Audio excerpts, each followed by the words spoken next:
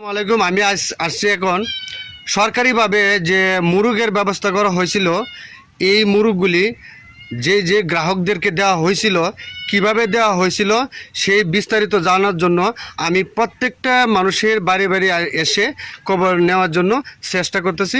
ভিডিওগুলি আপনারা লক্ষ্য করেন। আচ্ছা, তোমার যে গড়টা দিছে কত টাকা নিছে? প্রথম 2,500 টাকা। এই 2,500 টাকা তুমি কাকে দিছো? মেস্তুরিরে কত দিছো? 500। আর বাকি টাকাটা নবালি নিছে। নবালি নিয়ে কীর্তন যে হাঁস কতটি দিছে তোমরা? না মুরগ কতটি দিছে তোমরা? 15টা মুরগের বাচ্চা দিছে। এরপরে এই মুরগের বাচ্চাটি পালন করার জন্য তোমরা কতটি খাদ্য দিছে?